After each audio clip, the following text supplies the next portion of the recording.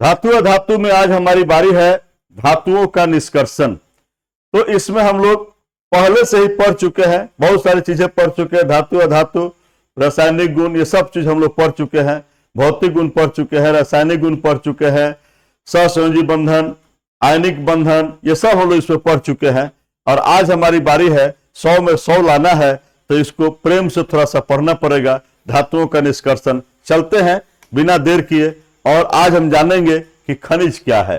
तो पृथ्वी की सतह के अंदर धातु एवं अधातु से युक्त प्राकृतिक पदार्थ, धातु एवं अधातु से युक्त प्राकृतिक पदार्थ को हम लोग क्या कहते हैं? खनिज कहते हैं। फिर अयस्क है, तो अयस्क किसको कहेंगे? तो वैसे खनिज जिनसे धातुओं को आसानी से और कम खर्च में प्राप्त किया जा सके, निष्कर्षित किया जा सके, निष्कर्षण किया जा सके, वैसे खनिज को हम लोग अयस्क कहते हैं। तो सब खनिज नहीं, वैसे खनिज जिससे धातुओं को आसानी से और कम खर्च में प्राप्त किया सके, वैसे खनिज को हम लोग अयस्क कहते हैं। इसीलिए मैंने कहा कि सभी अयस्क खनिज हो सकते हैं, लेकिन सभी खनिज अयस्क नहीं हो सकते हैं। तो क्लियर है दोनों शब्द कि खनिज क्या है? तो खनिज धातु और अधातु से युक्त प्राकृतिक पदार्थ है, ये खनिज है। और वैसा खनिज जिससे आसानी से कम खर्च में धातु को प्राप्त किया सके, वैसे खनिज को हम लोग अयस्क कहते हैं। ठीक है, क्लियर है। यहां पर आगे हम देखते हैं कि अयस्क के प्रकार कौन कौन से हैं। मैंने बहुत सारे यहां पर नाम दिए हैं और इसमें से देखते हैं। ऑक्साइड अयस्क है, सल्फाइड अयस्क है, कार्बोनेट अयस्क है, हैलाइड अयस्क है, सल्फेट अयस्क है। सबके बारे में यहां से आपको बहुत तरह का क्वेश्चन आपके एग्जाम में मिल सकता है और हम लोग आसानी से यहां से जवाब दे सकते हैं। यहां से क्वेश्चन आता ही आता है, इसलिए इन सब नामों को हम और इनके सूत्र को हम लोग जरूर याद करेंगे। Fe2O3 हेमेटाइट है, Fe3O4 magnetite, Al2O3 2H2O bauxite, Cu2O cuprite, ZnO zincite और MnO2 पाइलोरूसाइट। सल्फाइड अयस्क में है CuFeS2 copper pyrites, FeS2 iron pyrites, Cu2S copper glass, ZnS zinc blende, AgS cinnabar, PbS galena. देखिए इसमें एस लगा हुआ है इसलिए सल्फाइड अयस्क है, इसमें O लगा हुआ है इसलिए ऑक्साइड अयस्क है। यहां देखिए कार्बोनेट, इसमें CO3 है इसीलिए कार्बोनेट अयस्क है।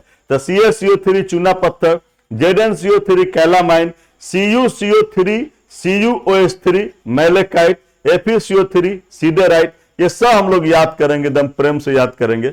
देखिए यहां से कि यहां पर हाइलाइड अयस्क है AgCl horn silver, NaCl rock salt, CaF2 फ्लोरेस्पर, KCl MgCl2 6H2O carnallite. और सल्फेट में देखिए CuSO4 5H2O, इसको ब्लू विट्रियोल नीला कशिश कहते हैं। FeSO4 7H2O ग्रीन विट्रियोल हरा कशिश कहते हैं। ZnSO4 7H2O व्हाइट विट्रियोल श्वेत कशिश कहते हैं। MgSO4 7H2O इप्सम साल्ट इसको कहते हैं। यहां ध्यान देने की बात है कि यहां आप जो है सकी कैसे CuSO4, देखिए CuSO4 C से शुरू हुआ है, इसके बगल में ये ब्लू विट्रियोल B से, एकदम याद कर सकते हैं कि C के बगल में B होता है यानी ब्लू विट्रियोल है। FeSO4 F के बगल में G है यानी कि ग्रीन विट्रियोल, एकदम आसानी से ट्रिक को समझिएगा। ZnSO4 Z के बगल में W होता है व्हाइट विट्रियोल, एकदम आसानी से भी हम लोग समझ सकते हैं और याद कर सकते हैं। थोड़ा सा ध्यान दीजिएगा, सारे नाम याद हो सकते हैं और यहां से क्वेश्चन आना ही आता है। चलिए देखते हैं धातु कर्म क्या है। तो धातुओं को उनके अयस्कों से निष्कर्षण करके और फिर उसका शुद्धिकरण, ये पूरी टोटल प्रक्रिया जो है उस सारी प्रक्रिया को धातु कर्म कहते हैं। अयस्क से शुद्ध धातु प्राप्त करने की जितनी प्रक्रिया है वो सब प्रक्रिया मिलाकर धातु कर्म कहलाता है। इसमें 4 तरह की प्रक्रिया आती हैं। एक है क्रशिंग एंड ग्राइंडिंग, यानी कि उसको चूर्णित कर पीस लेते हैं। दूसरा है अयस्क का सांद्रण, तीसरा है हमारा धातु का निष्कर्षण और चौथा है धातु का शुद्धिकरण। ये 4 स्टेप से चलते हैं तो हमको धातु प्राप्त होता है। चलिए देखते हैं गैंग या मैट्रिक्स क्या है। अयस्क, जो भी अयस्क लेते हैं उसमें उपस्थित अवांछित पदार्थ, अयस्क में उपस्थित अवांछित पदार्थ जैसे मिट्टी है, बालू है, ये सब है, इसी को हम गैंग कहते हैं चाहे मैट्रिक्स कहते हैं। अयस्क जब हम लोग लेते हैं, आपको मालूम है अयस्क कहां मिलेगा? पृथ्वी की भूपट्टी के नीचे मिलता है हमको। धातु एवं अधातु से युक्त जो खनिज होता है उसी खनिज में से ही अयस्क कहते हैं। अयस्क किसको कहते हैं कि जिससे धातु को आसानी से कम खर्च में प्राप्त किया सके। तो उस अयस्क में निश्चित रूप से कुछ अवांछित पदार्थ होते हैं, और जो भी उसमें अवांछित पदार्थ होते हैं उसी अवांछित पदार्थ को हम लोग गैंग या मैट्रिक्स कहते हैं। एकदम क्लियर कट में समझिएगा। अयस्क के सांद्रण से क्या समझते हैं? तो जो अयस्क में अवांछित पदार्थ है, तो अयस्क में से अवांछित पदार्थ को हटाने की प्रक्रिया को ही हम लोग अयस्क का सांद्रण कहते हैं। यही बात मैं लिखा कि अयस्क से गैंग को हटाने की, यानी अवांछित पदार्थ को हटाने की प्रक्रिया अयस्क का सांद्रण कहलाता है। चलिए, ये सांद्रण के हमारे पास बहुत सारी विधियां हैं, जैसे हाथ से चुनकर, गुरुत्वीय अलगाव, विद्युत चुंबकीय अलगाव, फेन प्लवन विधि, निक्षालन, बहुत सारी हमारे पास इसके लिए प्रोसेस है। और उस सब प्रोसेस को हम लोग देखते हैं कि कौन कौन से प्रोसेस हमारे पास इसमें से यूज कर सकते हैं। देखिए, ये तो हाथ से चुनकर निकाल सकते हैं, ये काम तो कर सकता है, वांछित पदार्थ को निकाल सकते हैं। ये गुरुत्वीय अलगाव किस विधि पर आधारित है? तो जो अयस्क के कण है, गैंग के कण है, इनके घनत्व को देखेंगे।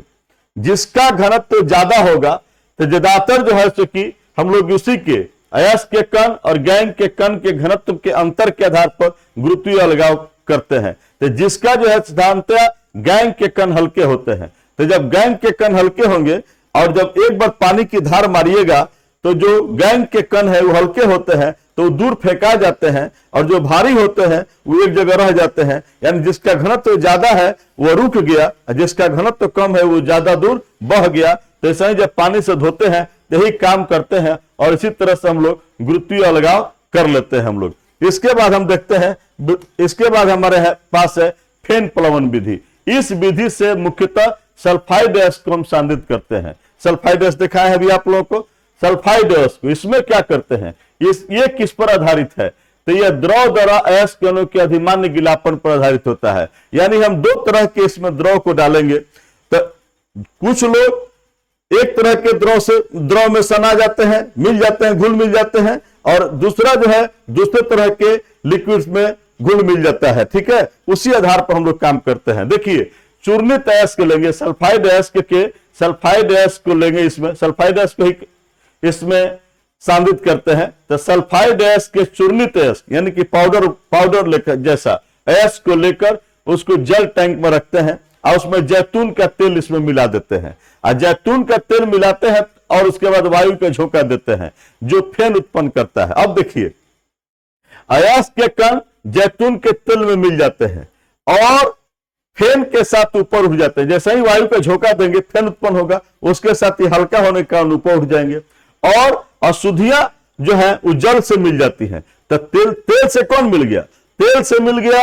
ये सल्फाइड अयस्क के कण तेल से मिल गए, और अशुद्धि जो है वो जल से मिल गया, और इसी आधार पर हम लोग उसको दोनों को बांट लेते हैं। तो जो जल के साथ अशुद्धि मिल गया उसी बर्तन में नीचे तल में बढ़ जाएगा, और सल्फाइड अयस्क के कण जो तेल के साथ मिल जाते हैं, जैतून के तेल से साथ मिले रहते हैं, ये फेन के साथ ऊपर उड़ जाते हैं, और उसको हम बाहर निकाल कर धो लेते हैं, उसमें से फेन हटा देते हैं, और वो हमारा सल्फाइड अयस्क का सांद्रण हो जाता है। तो ये फेन प्लवन विधि है। और हमारे पास है निक्षालन में हम लोग क्या करते हैं कि किसी खास रसायन का उपयोग करते हैं।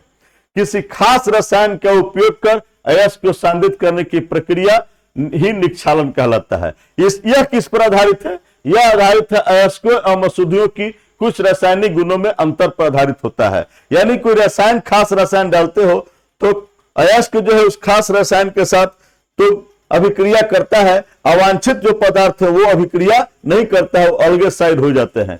तो इसी तरह से जैसे बेयर प्रोसेस में हम लेते हैं, बॉक्साइट के अयस्क को लेते हैं, उसमें खास रसायन NaOH डालते हैं। जैसा ही NaOH खास रसायन डालेंगे तो हमको मिल जाएगा सोडियम मेटा एल्यूमिनेट, और इस सोडियम मेटा एल्यूमिनेट को और तनु करेंगे और उसमें पानी मिलाएंगे और उसको एकदम पूरा पनिगर कर देंगे, तब उसमें से एक अवक्षेप हमको मिलता है, एल्युमिनियम हाइड्रोक्साइड का अवक्षेप मिलता है। एक तरफ अलग थलग हो जाता है अवक्षेप बन के, और उसी अवक्षेप को हम लोग गर्म करते हैं तो हमको एल्यूमिना मिल जाता है।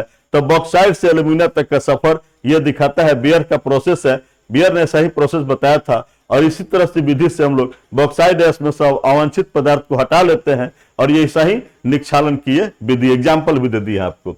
विद्युत चुंबकीय अलगाव क्या है? तो वैसे अयस्क जो चुंबक से आकर्षित होते हैं, जो चुंबक से आकर्षित होते हैं उन्हें चुंबकीय अलगाव विधि की सहायता से अचुंबकीय अशुद्धियों से अलग किया जाता है। तो जो लोग चुंबक से आकर्षित होंगे वो चुंबक के नजदीक गिरेंगे, और जो लोग चुंबक से प्रभावित नहीं होंगे वो दूर गिरेंगे, और इसी आधार पर हम लोग जो है सो कि हम लोग विद्युत चुंबकीय अलगाव की विधि अपनाते हैं। तो वैसे ही अयस्क को लेते हैं जो चुंबक से प्रभावित है, ये दिमाग में लेंगे। तो अयस्क एवं गैंग की चुंबकीय गुणों में अंतर पर यह विधि आधारित है।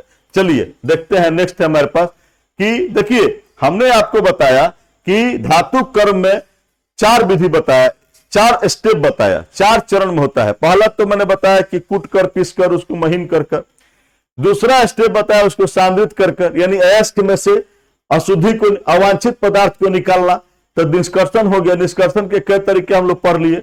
और तीसरी बात है कि जब उसमें से सांद्रित, अयस्क सांद्रित हो जाता है, यानी उसमें से अवांछित पदार्थ निकाल देते हैं, तब उसमें से हम लोग धातु का निष्कर्षण कैसे करते हैं। तो सांद्रित अयस्क से धातु को प्राप्त करने की प्रक्रिया ही धातु का निष्कर्षण कहलाता है। एकदम आसान सी भाषा में समझिएगा, मेरी बातों को समझिएगा कि हम लोग खनिज लिए, खनिज में से भी चुनाव किए कि कौन किससे हम लोग आसानी से धातु को प्राप्त कर सकते हैं, तो उसको अयस्क कहते हैं। वैसे खनिज को अयस्क कहते हैं जिससे आसानी से धातु को प्राप्त कर सके। अब उस अयस्क में क्या होता है, तो उसमें अवांछित पदार्थ होते हैं, यानी गैंग या मैट्रिक्स होते हैं। तो हम लोग क्या करते हैं कि कैसे उसमें से धातु निकाले, तो उसमें से धातु को निकालने के, शुद्ध धातु को प्राप्त करने की जितनी सारी विधियां हैं उसको धातु कर्म कहते हैं। धातु कर्म हमने 4 स्टेप बताया है। पहला स्टेप कि उसको कूट काट कर, पीस कूट कर उसको महीन कर देना।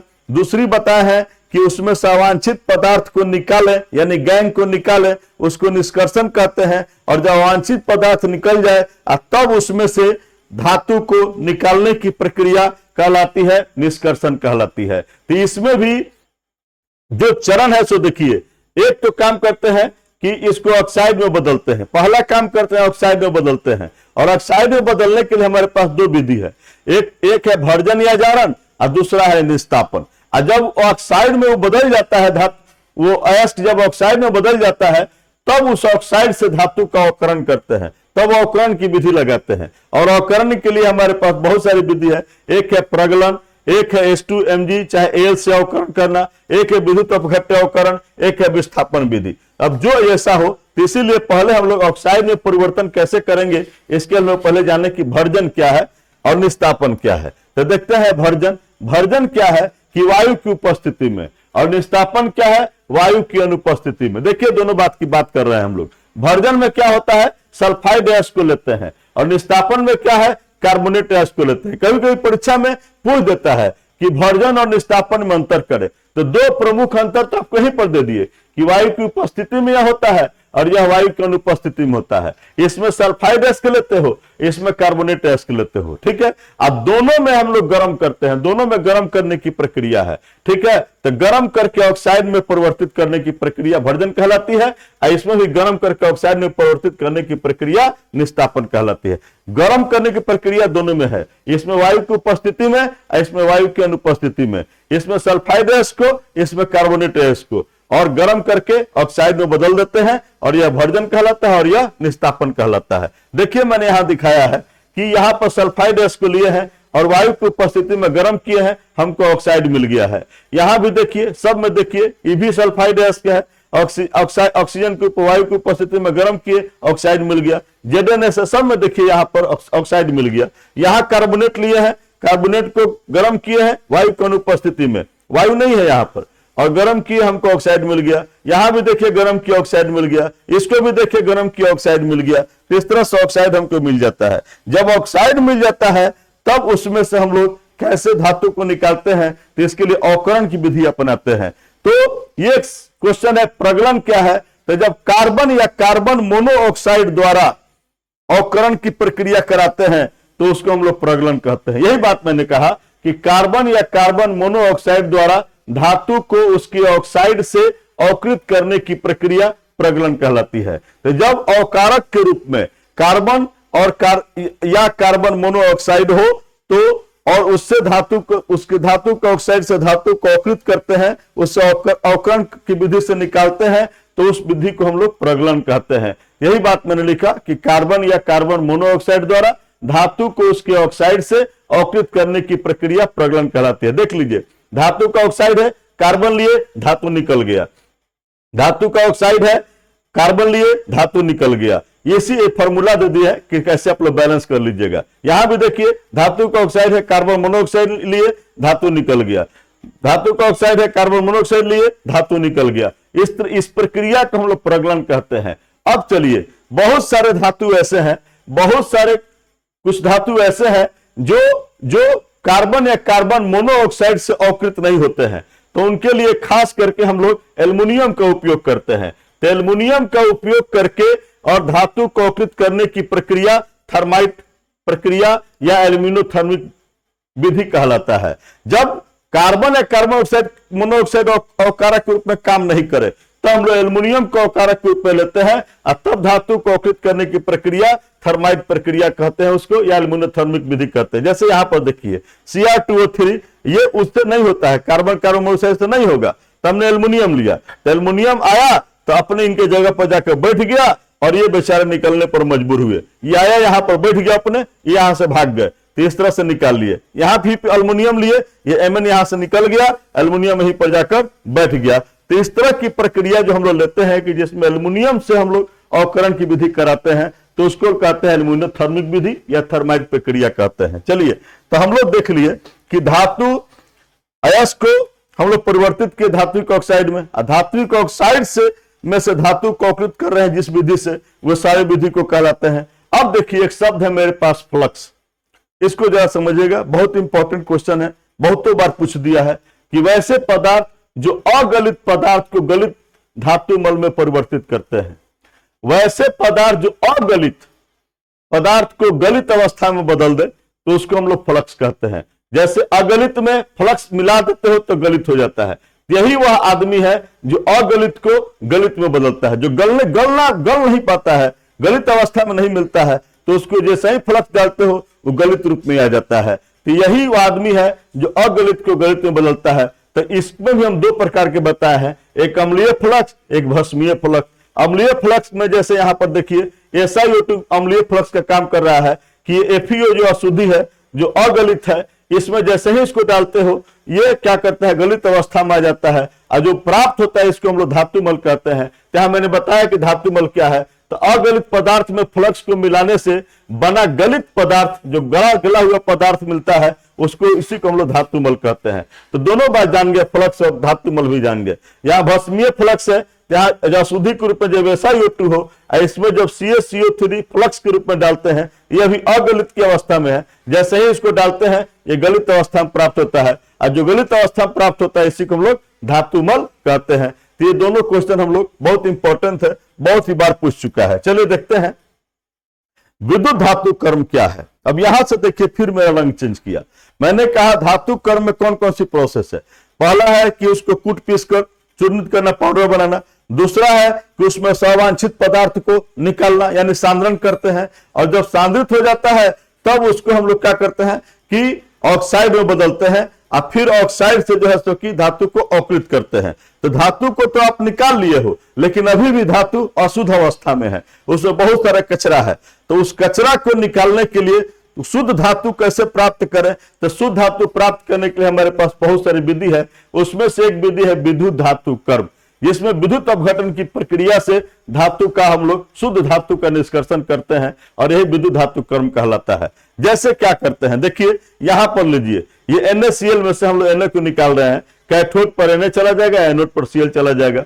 एक बात ध्यान रखिएगा, हमेशा अवकरण की प्रक्रिया कैथोड पर ही होती है, एकदम याद रखिएगा, हमेशा अवकरण की प्रक्रिया कैथोड पर होती है। कई बार ये क्वेश्चन आपसे पूछ चुका है कि अवकरण कहां होता है, कैथोड पर कि एनोड पर। अवकरण कैथोड पर होती है। और अवकरण किसका होता है, अवकरण हमेशा धातु का होता है, और धातु का अधातु का अवकरण नहीं होता है, धातु का अवकरण होता है, ये ध्यान रखिएगा। तो चलिए ये हिस्सा लिए, यहां भी देखिए, यहाँ एल्युमिनियम के लिए हम लोग लिए हुए हैं।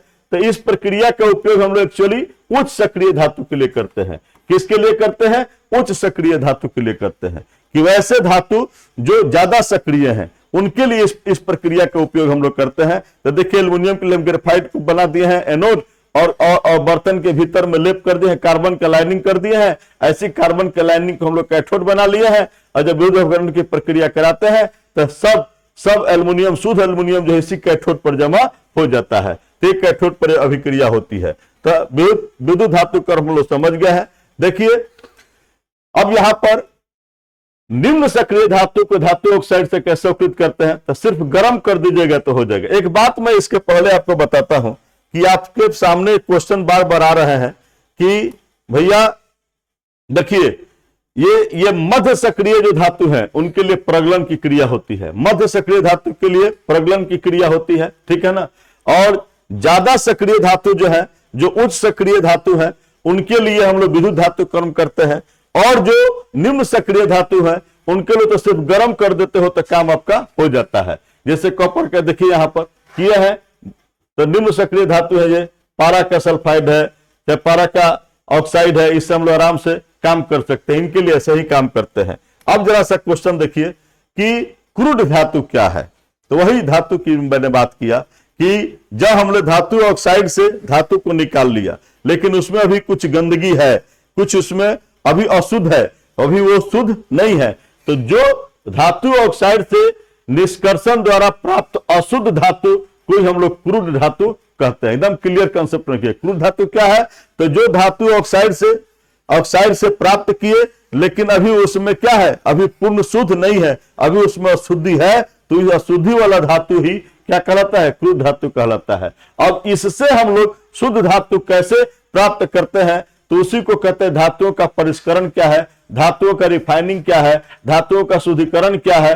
तो क्रूड धातुओं का शुद्ध करके शुद्ध धातु प्राप्त करना ही परिष्करण यानी रिफाइनिंग कहलाता है। तो क्रूड धातु में कुछ गंदगी है, तो उस अशुद्धि है, उस अशुद्धि को निकाल कर अशुद्ध धातु प्राप्त करने की प्रक्रिया रिफाइनिंग कहलाती है। इसमें हमारे पास बहुत सारी विधि है। एक लिक्वेशन है, एक डिस्टिलेशन है, ऑक्सीडेटिव रिफाइनिंग है, इलेक्ट्रोलाइटिक रिफाइनिंग है, और बहुत हाई प्योरिटी के लिए हम जाते हैं तो जोन रिफाइनिंग या वान आर्के मेथड पर जाते हैं। लेकिन हम आपके सिलेबस के अनुसार इन्हीं लोगों पर हम लोग चर्चा करते हैं। लिक्वेशन, इस सब का हिंदी हम दे रहे हैं आगे में आपको, इस सब का हिंदी दे रहे हैं। लिक्वेशन यानी द्रवीकरण, लिक्वेशन यानी द्रवीकरण। द्रवीकरण क्या है, तो निम्न गलनांक वाले धातु, जो लोग निम्न गलनांक वाले धातु हैं, ठीक है ना, एकदम ध्यान रखिएगा। जैसे टीना है, टीन है, एसएन, ये लेड है, सीसा, बिस्मथ है, ऐसे लोग निम्न गलनांक वाले धातु होते हैं। इनके शुद्धिकरण की प्रक्रिया द्रवीकरण कहलाती है। इसमें सिद्धांत क्या है, सिद्धांत यही है कि निम्न गलने वाले जो है, निम्न गलनांक वाले जो है, और अशुद्धि जो है उच्च गलनांक वाले होते हैं। तो जैसे ही आप उसमें टेम्परेचर देते हो, हीट करते हो, तो निम्न गलनांक वाले जल्दी से गल जाते हैं और एक स्लोपिंग जैसा बना के रखते हैं आप बर्तन। तो उसी ढलान वाला चूल्हा रखते हैं, गर्म करते हैं, तो जैसे ही ये गर्म होगा तो ये जल्दी से गल जाते हैं। तो जो गल जाते हैं वो बह कर नीचे आ जाएंगे, और जो जिसका गलनांक ज्यादा है वो गलते नहीं है, और वो ऊपर का ऊपर एक तरफ दूसरी तरफ रह जाते हैं।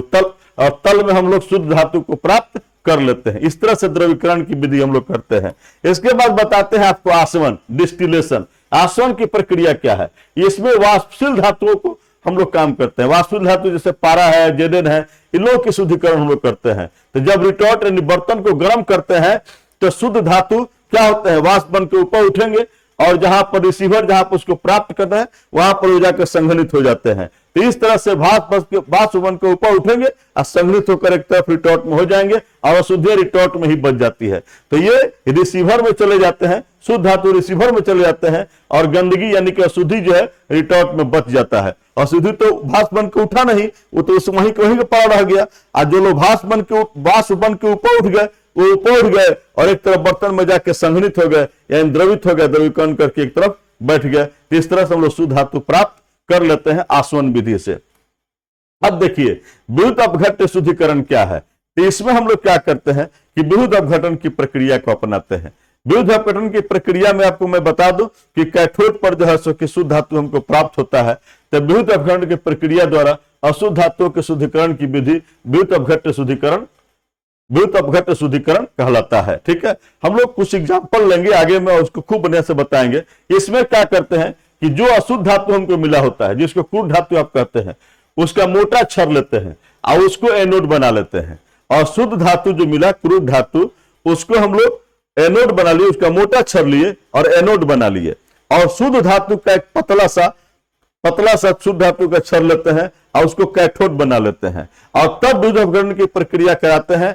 तो ये जो मोटा वाला है, जिसमें अशुद्ध धातु है, वो अशुद्ध धातु में से शुद्ध धातु निकल कर और जो पतला वाला शुद्ध धातु उसमें जाकर वो जमा हो जाते हैं। तो ये मोटा वाला जो है सो दुबराने लगता है, पतला होने लगता है, और पतला वाला जो लिए है उसको मोटाने लगता है, मोटा हो जाता है। ये बात को हम लोग इसी तरह से हम लोग इस विधि का हम लोग उपयोग करते हैं। खास करके हम लोग कॉपर में आपको हम दिखाएंगे, आगे चलकर दिखाई देगा भी आपको क्वेश्चन में। एनोड मध्य क्या कहलाता है?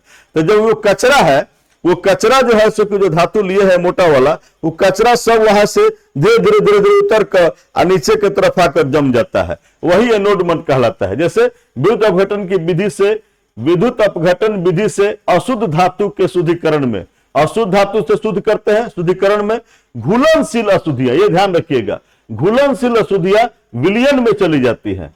घुलनशील जो घुल जाने वाले अशुद्धि है वो विलयन में चली जाती है, आज जो नहीं घुलने वाले अशुद्धि है वो एनोड के नीचे जमा हो जाती है। आज जो एनोड के नीचे अघुलनशील अशुद्धियां जो जमा होता है, इसी को एनोड मड या एनोड कचरा जो कहना है सो कह सकते हो, ठीक है ना। यही मामला है कि जो अघुलनशील अशुद्धियां हैं वो एनोड के नीचे जमा हो जाते हैं, इसे एनोड मड कहते हैं। अघुलनशील अशुद्धियां तो विलयन में चला जाता है। चलिए यहां से देखिए कॉपर का निष्कर्षण क्यों करते हैं, कुछ बातों को क्लियर करने के लिए आपको मैंने कहा कि कैसे धातु को शुद्ध धातु को प्राप्त करते हैं। इसमें 4 चरण मैंने बतलाया था, तो हमने एक एक एग्जाम्पल करके चले हैं। चलिए कॉपर का पहले देखते हैं। तो कॉपर में पहला चरण क्या करेंगे, यहां तो लिखे नहीं है, पहला चरण में जो अयस्क मिलेगा उसको चूर्णित करेंगे। तो ये एक्चुअली कॉपर का निष्कर्षण मुख्यतः कॉपर पायराइट अयस्क यानी CuFeS2 से करते हैं, CuFeS2 से करते हैं।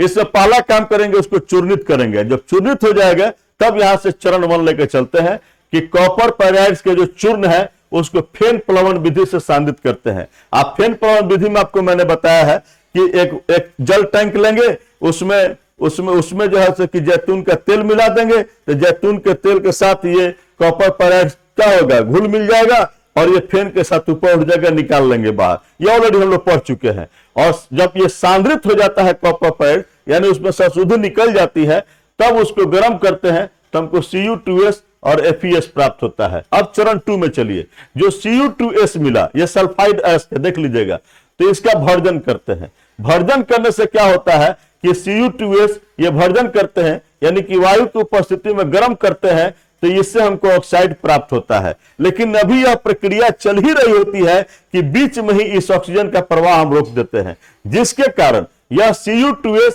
ये Cu2O से अभिक्रिया करके हमको फफोलेदार कॉपर देता है, एक फफोलेदार कॉपर देता है, तांबा देता है, फफोलेदार तांबा देता है। अब इस फफोलेदार, जिसी को हम लोग क्रूड धातु कहते हैं, इसी फफोलेदार तांबा को लेकर ये देखिए मोटा मैंने लिया हुआ है, इसको मोटा छड़ के रूप में लिया हुआ है, और शुद्ध तांबा का यानी कॉपर का एक तार लेते हैं पतला, और इसको हम कैथोड के रूप में लेते हैं। अब तब CuSO4 की उपस्थिति में हम इसका विद्युत अपघटन कराते हैं, तो ये बेचारे दुबराने लगते हैं और ये मोटाने लगते हैं। यही जो खिस्सा मैंने बताया था थोड़ी देर पहले मैंने बताया था कि विद्युत अपघटन शुद्धिकरण क्या है, तो आपका यहां पर आकर क्लियर है। यही बात यहां भी लिखे हैं और वही उसी चीज को यहां समझा रहे हैं आपको, ये एग्जाम्पल देकर, कॉपर का एग्जाम्पल देकर, कि जो फफोलेदार कॉपर मुझे मिला, फफोलेदार कॉपर को मैंने क्या किया, इसको मैंने जो है सो कि एनोड बना लिया, और शुद्ध तांबा के पतले तार को मैंने कैथोड बना लिया,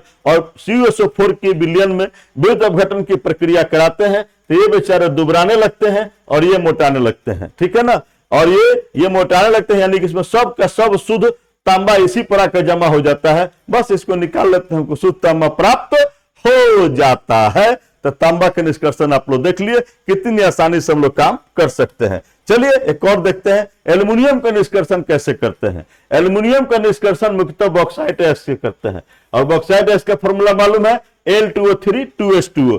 तो इसमें भी वही काम करेंगे, इसको कूट पीस कर पाउडर बना लेंगे, और पाउडर बनाकर और बॉक्साइट को निक्षालन द्वारा सांद्रित करते हैं। अभी हम लोग पढ़े थे थोड़ी देर पहले कि निक्षालन द्वारा ही इसका सांद्रण करते हैं। इसमें बॉक्साइट को लेते हैं और खास रसायन को डालते हैं NaOH को, तो सोडियम एल्यूमिनेट मिलता है। इसको और तरल करते हैं, यानी इसको और तनु करते हैं और जल मिलाते हैं, तो हमको LOH3 ये अवक्षेप के रूप में एक तरफ बाहर निकल जाता है और इसको गर्म करते हैं तो हमको एल्यूमिना मिल जाता है। अब ये जो एल्यूमिना मिला, इस एल्यूमिना में थोड़ा सा क्रायोलाइट मिलाएंगे। देखो क्रायोलाइट का फॉर्मूला याद रखिएगा, पूछ सकता है। तो एल्यूमिना में थोड़ा क्रायोलाइट मिला देते हैं, काहे के लिए? तो इसका गलनांक कम हो जाए। तो इसका गलनांक कम करने के लिए उसमें थोड़ा सा क्रायोलाइट मिला देते हैं।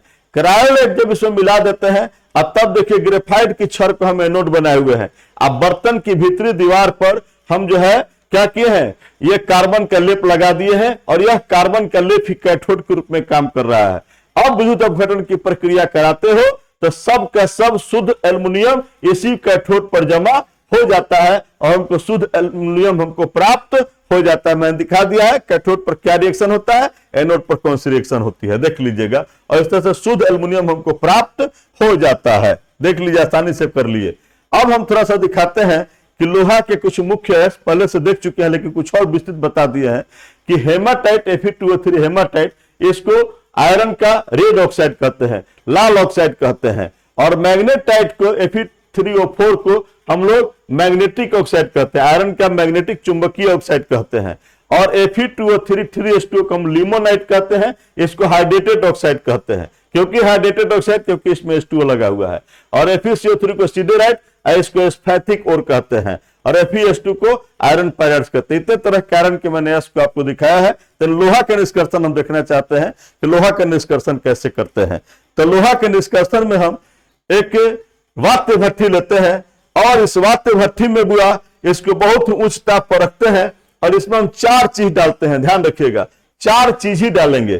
कौन कौन चीज? एक डालेंगे हेमाटाइट, दूसरा डालेंगे चूना पत्थर, तीसरा डालेंगे कोक और चौथा डालेंगे सिलिका। ये 4 चीज ही हम डालते हैं, याद रखिएगा कि हेमाटाइट, चूना पत्थर, कोक और सिलिका, ये 4 चीज हम डाल रहे हैं इसमें। और क्या क्या करते हैं जरा समझिएगा। इसमें एक नली से क्या करते हैं, एक नली से गर्म वायु को इसमें डालते हैं। इसमें गर्म वायु को डालते हैं तो यह गर्म वायु इस कोक के साथ मिलता है, कोक यानी कोयला से मिलता है और कार्बन डाइऑक्साइड बनाता है। और यह कार्बन डाइऑक्साइड जो है पुनः कोक से मिलता है और कोक से मिलकर कार्बन मोनोऑक्साइड बनाता है। और यह कार्बन मोनोऑक्साइड ये जा रहा है, तब तक ये हेमेटाइट से भेंट हो गई और इन्होंने इसके साथ अभिक्रिया किया और दे दिया मैग्नेटाइट। ये मैग्नेटाइट मिला, मैग्नेटाइट पुनः कार्बन मोनोऑक्साइड से मिला और दे दिया आयरन ऑक्साइड। और आयरन ऑक्साइड कार्बन मोनोऑक्साइड से मिलकर Fe देता है और CO2 निकाल देता है। तो आपको यह दिखाई दे रहा है कि यह अवकरण की विधि है, तो यह अवकरण हो रहा है, ठीक है ना। तो अवकरण हुआ और लोहा मिल गया। यह तरल लोहा के रूप में है, यानी कि पनिगर है ये लोहा, और भारी होने के कारण ये नीचे तल में चला जाता है।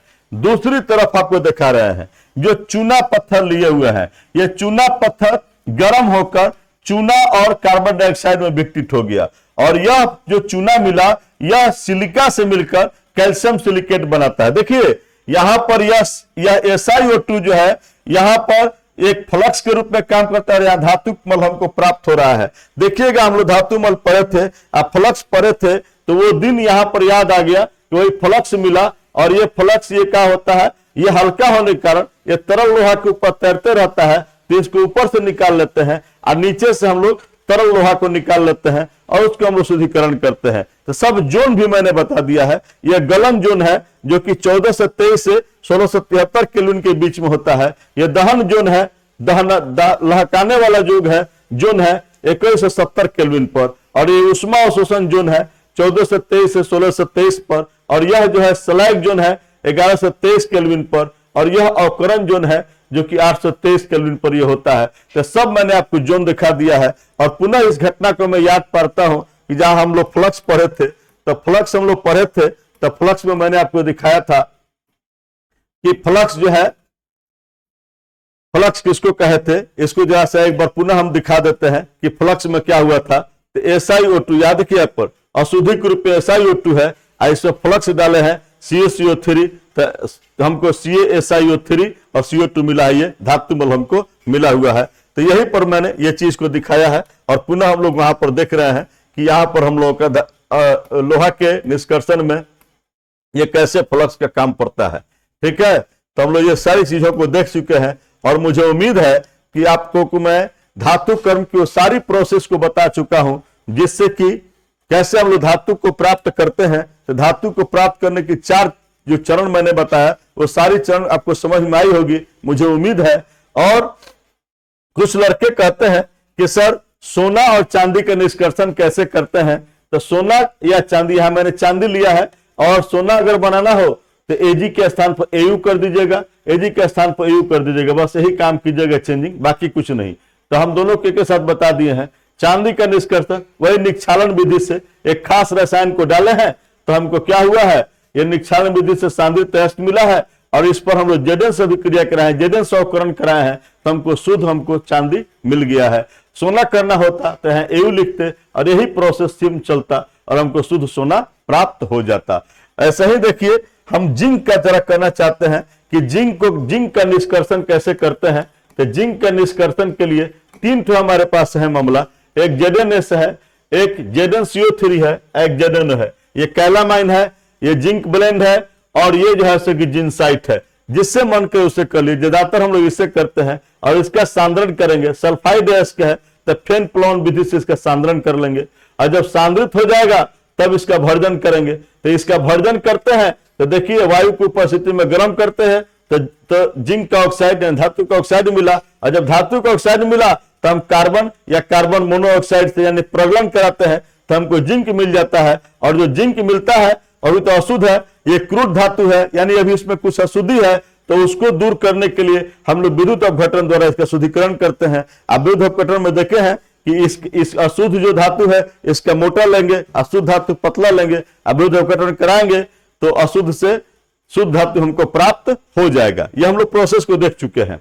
अगर ZnCO3 से करना है, कैलामाइन से करना है तो सांद्रण करके तब इसका निस्तापन करते हैं। निस्तापन करते हैं यानी कि वायु की अनुपस्थिति में गर्म करते हो तो ZnO मिल जाता है, धातु का ऑक्साइड मिला और धातु का ऑक्साइड मिला तो वही अवकरण करेंगे, प्रज्वलन कराएंगे कार्बन या कार्बन मोनोऑक्साइड की उपस्थिति में, तो हमको मिल गया जिंक। ये जो मिला तो फिर इसका शुद्धिकरण यही जो बताया है सेम प्रोसेस चलेगा। अगर मान लो ZnO से कराना है तो ZnO जो मिल गया है तो सीधे हम डायरेक्ट अवकरण कराएंगे तो ZnO मिला और जो मिला फिर उसका शुद्धिकरण विद्युत अपघटन विधि से करा सकते हैं। इस प्रकार से मैंने देखा कि बहुत आसानी से इस टॉपिक को हम लोग समझ चुके हैं और इसका क्वेश्चन कोई छूटना नहीं चाहिए, मुझे आशा है। और इतना ही से क्वेश्चन आपको घुमा फिरा कर जैसे पूछना होगा पूछेगा। अगर थ्योरी मेरा कंप्लीट है तो एक भी क्वेश्चन नहीं छोड़ेंगे। मिलते हैं आपको अगले एपिसोड में। धन्यवाद।